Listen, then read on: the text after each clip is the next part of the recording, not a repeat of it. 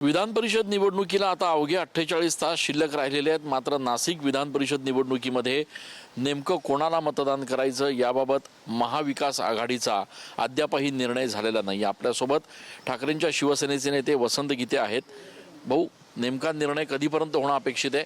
कारण 48 तास शिल्लक राहिलेले आहेत। गोकुळ गीते आहेत, त्याचप्रमाणे बंडखोर असलेले हिरे आहेत आणि दराडे हे तिघही मैदानात आहेत। आपला काही निर्णय झालाय का? नाही, मुळात अजून तसा काही निर्णय नाही।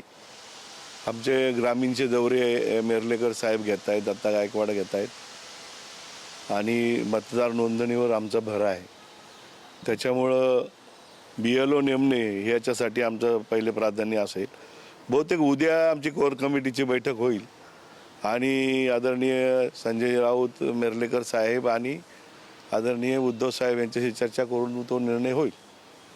महायुतीच्या उमेदवाराला मतदान करायचं नाही हा निर्णय झालेला आहे का? नाही, मुळामध्ये असा अजून तर काही निर्णय नाही आहे। जो निर्णय होईल उद्या आघाडीच्या वतीने तो निर्णय आम्ही जाहीर करू। पण एवढा वेळ नेमका का लागतोय? बैठका होत नाही आहेत का? अजून निर्णय परत महाविकास आघाडी का आले? आम्ही काही निवडणूक लढत नाही आहे, निवडणूक ते लढत आहेत। त्यामुळं आम्हाला काय लगेच निर्णय घेण्याचा काही विषय नाही। त्यामुळे उद्या तो निर्णय होईल। पहिले पक्ष बांधणीला प्राधान्य आणि नंतर एक आपण देखील अनेक निवडणुका लढलेला आहात। या निवडणुकीत चित्र बघायला मिळतंय, सहलीला जात आहेत, कुठेतरी अविश्वास नगरसेवकांबद्दल असल्याचं चित्र बघायला मिळतंय। गोकुळ गीते सुद्धा मैदानात असल्यामुळे चुरस वाढली आहे। या निवडणुकीकडे तुम्ही कसं बघताय? मला असं वाटतं गोकुळ गीते मैदानात आहे असं मला वाटत नाही। आणि शेवटी मतदारांपर्यंत उमेदवार जातात, तो त्यांचा विषय असतात। असेच उमेदवार दराडे बंधू पण आम्हाला भेटून गेले। शेवटी आम्ही मतदार आहोत, आमच्या मतदारांना ती विनंती करण्यासाठी आले। विषय असा आहे की ही निवडणूक चुरशीची होईल असं मला वाटतं। पण त्याचं काय कारण? स्पष्ट बहुमत आहे, त्यांच्या मतदारावर त्यांचा विश्वास नाही आहे आणि म्हणून सहलीला घेऊन गेले। खबरदारी घेतली पाहिजे। उद्यापर्यंत महाविकास आघाडीचा निर्णय होईल अशी शक्यता आहे? निश्चितपणे उद्यापर्यंत तो निर्णय होईल।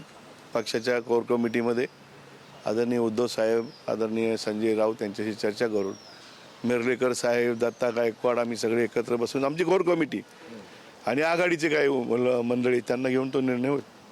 उद्या निर्णय होईल असं म्हणतायत वसंत गीते।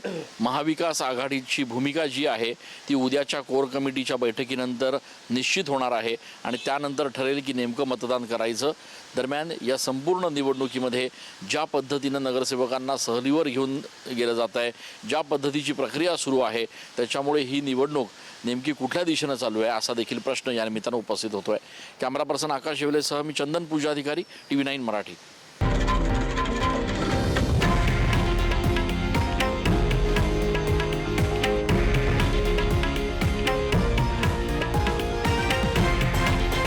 हे आहे देशातील नंबर 1 न्यूज नेटवर्क आणि आपण पाहत आहात TV9 मराठी, एकमेव।